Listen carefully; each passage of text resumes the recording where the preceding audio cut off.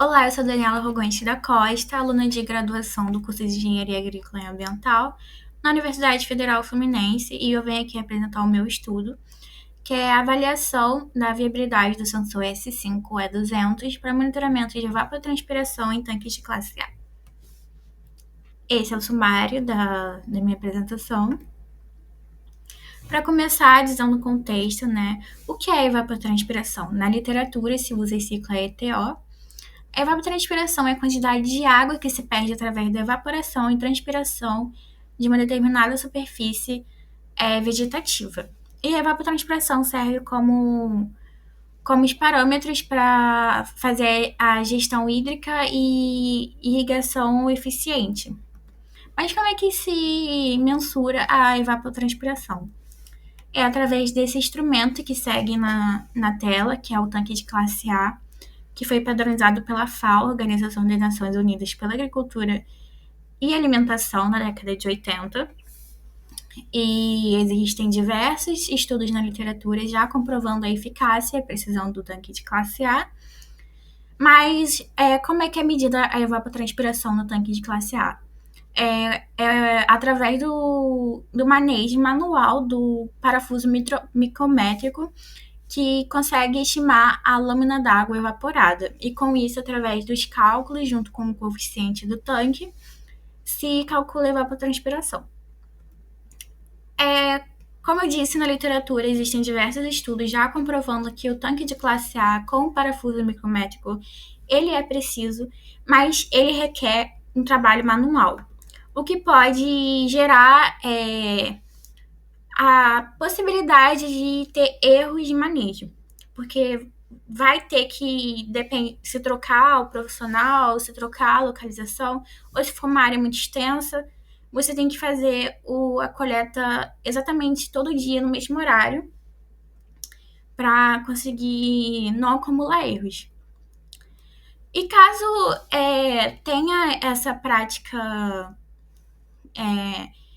de manejo ineficiente, pode acumular erros na evapotranspiração e afetando os cálculos de irrigação eficiente. Dado o contexto, qual é a motivação do estudo? De acordo com a literatura focada em agricultura 4.0 e internet das coisas, sensores automatizados conseguem fazer um monitoramento contínuo e integrar em sistemas de irrigação.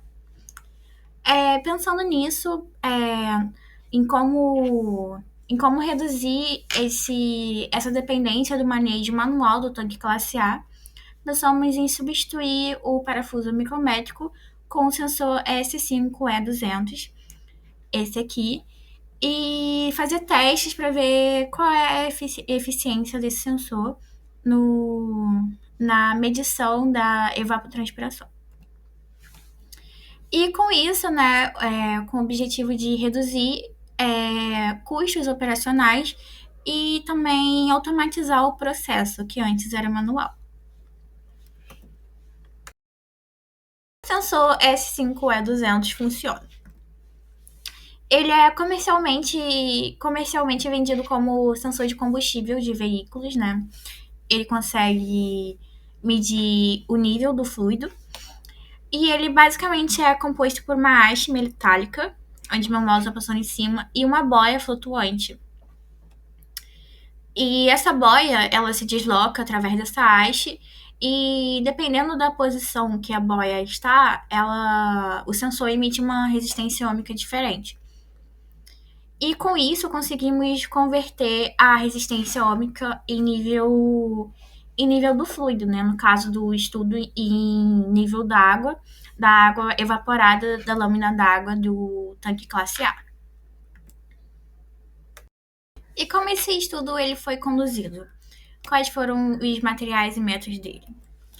Essa foi a bancada de experimento que foi feita com uma proveta de 500 ml, preenchida com água e uma fita métrica colada no exterior dessa proveta para conferir quantos milímetros de água realmente estão sendo deslocados. O sensor S5E200 inserido dentro da proveta, uma garra segurando a proveta para garantir a estabilidade do nível d'água, porque isso influencia também, né? E, e como foi um ambiente de simulação, não houve o estudo diretamente com tanque de classe A, porque foi essencial fazer esse estudo em bancada para analisar o sensor antes de botar em campo.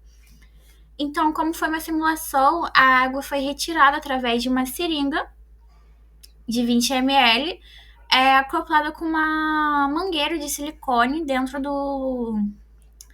da proveta. E assim que a boia baixasse 1 milímetro de nível d'água, verificando a fita métrica, era retirada a seringa e passada essa água para o tubo de Falcon de 15 ml para verificar quantos ml de água realmente foram tirados e garantir um padrão nas próximas retiradas de água. E foi realizada 4 testes independentes de 0 a 170 milímetros. E o processamento desses dados. O presente estudo ele foi dividido em 2 tratamentos. Tratamento A, que foi o sensor acoplado no multímetro digital, né? Que a cada retirada de água, a boia se deslocava e o sensor emitia uma resistência ômica ao multímetro. E a gente fazia a anotação dessa resistência ômica com a altura que a boia estava flutuando de acordo com a fita métrica. E o tratamento B era o Arduino Uno, né, coletando diretamente a resistência ômica e a altura que a boia estava presente, porque esse começava no patamar zero e ia diminuindo 1 centímetro. E tanto no tratamento A como no tratamento B, os dados foram coletados a cada 1 milímetro e foram armazenados numa planilha do Excel. Foram realizados 4 testes para tanto o tratamento A como o tratamento B. E esses dados eles foram submetidos à média aritmética de desvio padrão por teste e por tratamento, para a gente verificar qual é a confiabilidade e como é que esses dados estão dispersos entre si. E aqui temos o diagrama de programação, de como o Arduino Uno, a lógica de programação, de como ele funcionava, o algoritmo dele, né? Ele começava a exibir instruções na tela para quem estava operando, e ele esperava o comando ser recebido, porque tinha que retirar a água, né? Como é uma simulação, como a água não estava sendo literalmente evaporada, era uma simulação, retirava a água e tinha que fazer todo o manejo do sensor para ele ficar mais estável possível. E depois de fazer esse manejo para ter o padrão do experimento, o usuário escrevia o comando no programa e caso não tenha nenhum programa, ele dá erro. Mas caso o comando ele tenha sido bem recebido, ele vai ler o sensor e vai computar qual é a resistência ômica. E com isso ele vai exibir na tela os valores. E ele fica em loop infinito até receber o comando para parar. E com isso, quais foram os resultados, né?